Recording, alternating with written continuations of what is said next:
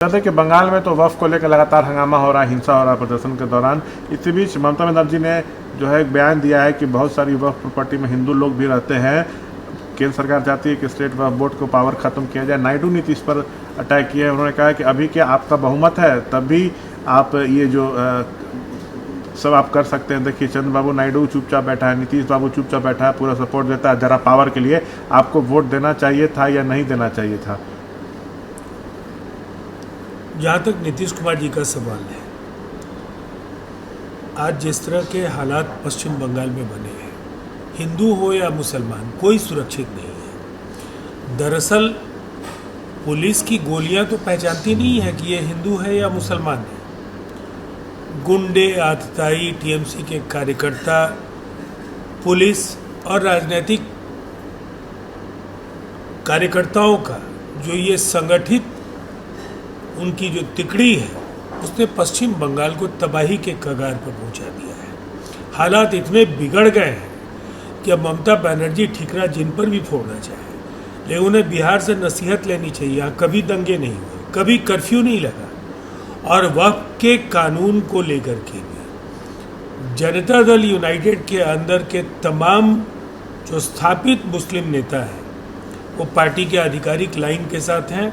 Press conference में वो सब के सब शामिल हुए और उन्होंने अपनी एकजुटता जाहिर की। जहाँ तक वक्फ को समर्थन का सवाल है, तो नीतीश कुमार जी इस बात की गारंटी है कि वक्फ का कानून पूरी तरह से पारदर्शी है, पूरी तरह से लोकतांत्रिक है, कतई असंवैधानिक नहीं है, और ये मुसलमानों की निजता और जो उनके अधिकार हैं उस पर कहीं से इसका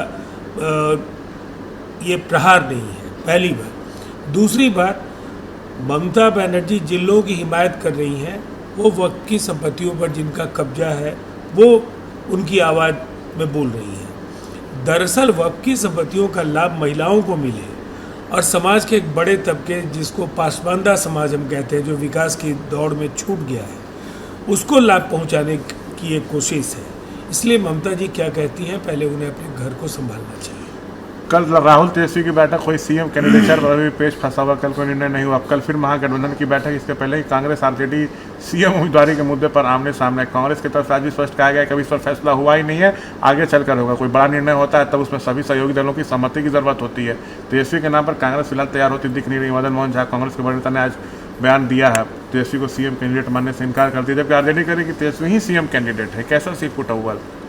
देखिए, कांग्रेस ने बिहार की ज़मीनी स्थितियों का आकलन कर लिया है और लंबे समय से कांग्रेस राजद की बैसाखी बनकर के काम कर रही थी। उन्होंने पहले अपना प्रदेश अध्यक्ष बदला, फिर अल्लावरू को बिहार की कमान संभालने का मौका दिया, अब वो प्रभारी हैं बिहार के। कन्हैया कुमार को एक बड़ी भूमिका में कांग्रेस ने यहाँ उतारा। राजद की चौधराहट के तले कांग्रेस दबती जा रही थी और राजद की ही नैया चूंकि डूबने जा रही है, तो कांग्रेस को ऐसा लगता है कि 2025 में तो मिलकर लड़े या अकेले लड़े, सफाया तय है, तो क्यों नहीं खुद का वजूद गढ़ा जाए। और मूलतः जो कांग्रेस और राजद के नेताओं के बीच का जो टकराव है, इसको इसी नज़रिए से देखा जाना चाहिए कि जो हरियाणा में कांग्रेस के साथ आपने किया, वही काम कांग्रेस ने दिल्ली में आपके साथ किया।